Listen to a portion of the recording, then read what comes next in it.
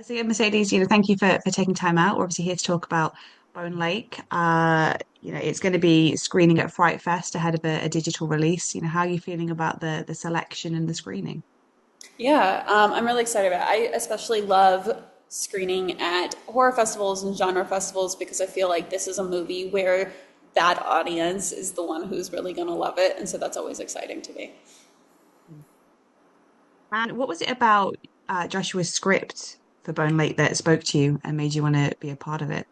Yeah, I feel like there's some scripts where I kind of walk away when I'm reading it, or the tension doesn't really hold me. And for this, it was something where I had to know what was going to happen to these characters. And when the plot twist happened, it actually gave me a bodily reaction of, what? What the fuck is happening? And that's how I feel like I'm able to know that that will translate later on.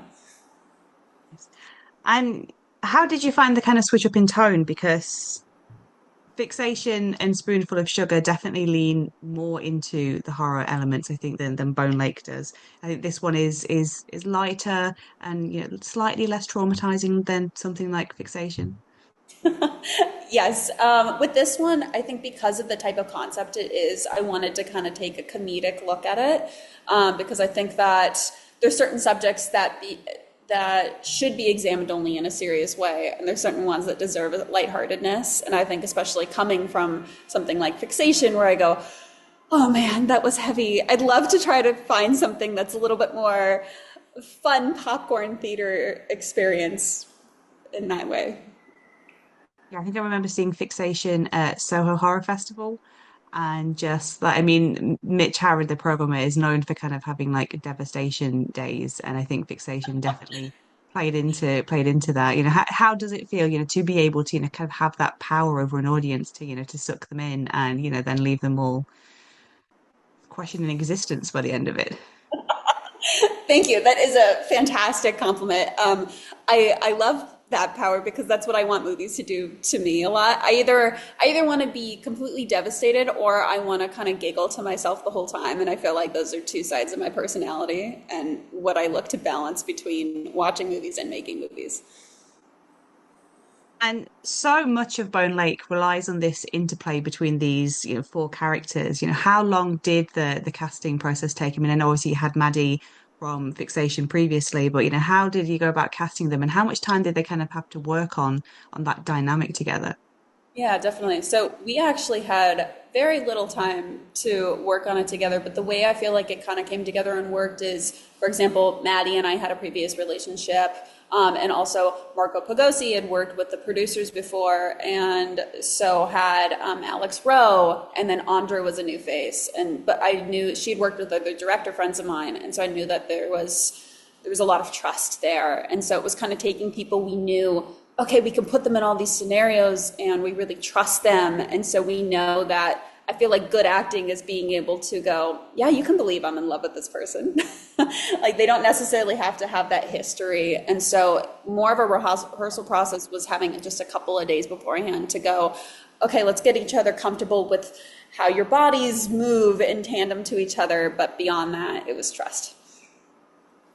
I think trust is so key, especially in a film like this, which does have some more intimate moments. So, I mean, getting that must be so paramount to, even if it is only a couple of days, give the actors that time so that they can feel comfortable. Because I think it ends up ultimately in giving, they give a better performance when they feel safe, I guess. Exactly. And no one should ever be doing any scene that they don't feel safe in. And we should always discuss the reason why, if there's nudity in the scene, why is it? Or why is there not? Mm. And the premise of the film kind of begins around a double booked sort of rental, vacation home.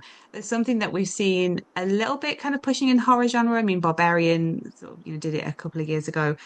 What do you think it is about this scenario that lends itself so well to horror? I think it's something that horror, in a lot of ways, is taking things that are relatable, where we can see ourselves getting into that situation and then going, oh my God, this is the worst version of it. We've been called barbarians, hornier sibling, and I love that.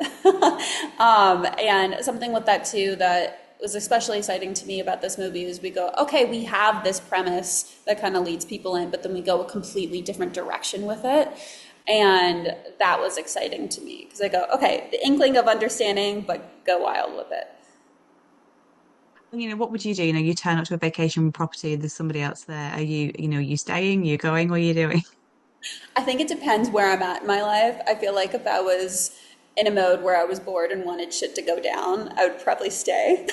But, if I had probably done that the last weekend, I might be a little bit safer. Nice. See, I'm grotesquely polite. Like as much as I'm like, no, no, I'd get out of there. I wouldn't. I'm Yeah. too British. I'd end up just politely saying, and there's just being like, oh God, these people. Uh, yeah, and obviously the location itself in the film is stunning. Was that something that you had already locked in before you started shooting, or was it kind of something where you then had to adapt the script to the location that you found? Yeah, so the way that I kind of like to come into location scouting is I shot list completely before, and then I'll mold the shot list to whatever the location is. So I came in knowing, okay, there's these certain types of shots we have to get, and we need our environment to be big enough or have this room lead into this room in a certain way to be able to get it. But then kind of the tone we were looking at is because there's a version of this movie that's set in a cabin, and that's a very specific type of horror. Or there's a version where the house is just completely modern minimalist, and that in itself is something.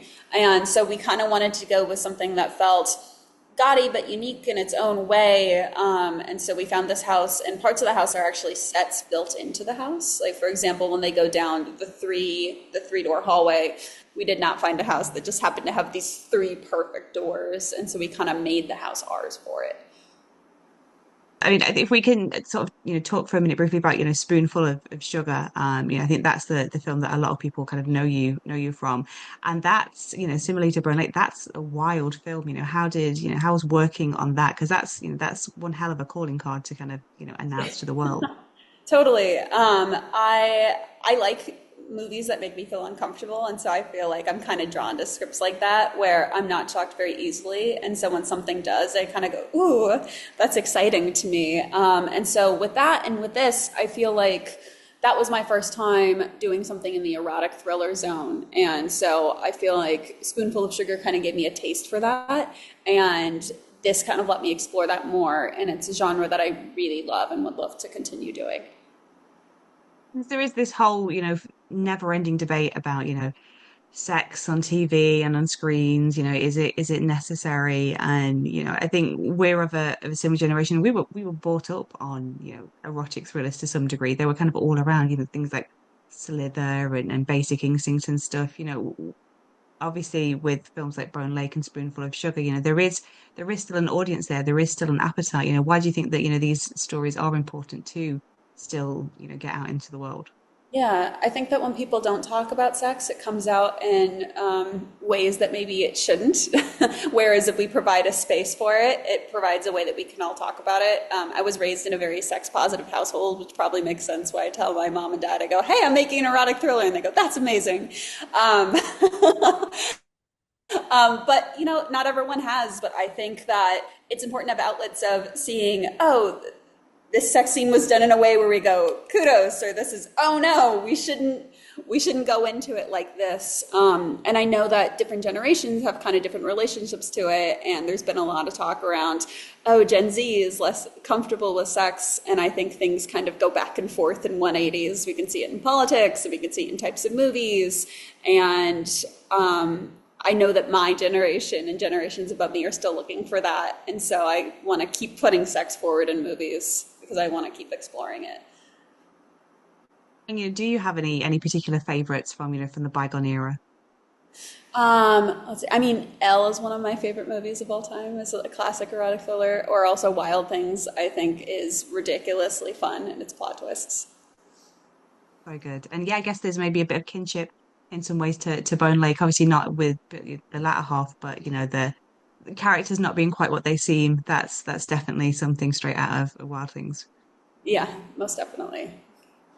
I guess sort of, my final question for you, why do you hope that audiences do take a chance and, settle down with Bone Lake? And what is kind of the optimum viewing environment for Bone Lake? Yeah, I've watched people watch it in the theater, and there's such a fun to it. For me, I love the thing I love about cult movies or certain theater experiences is when you hear people laugh or react in certain ways, it makes it more fun. And that's what we've seen with people on this. And so I think that people could have their own viewing parties where they sit with their partner and become horrified on their own couch. But watching it in the theater really is truly a different experience. And I think people should give it a chance if they want to have just a fun, ridiculous time, but then be able to talk about their own relationship dynamics afterwards is kind of the hope for this. Well, thank you for your time, and yeah, best of luck with the release. Awesome. Thanks so much, Kat. I am also going to be introducing the film at FrightFest. So if you have Amazing. any messages or whatever, just pass them along to Salbert, and I can convey Okay, them cool. to people. So yes, but I'm gonna go and give her some more tablet time because that's what she wants. Thank Yeah, you so much.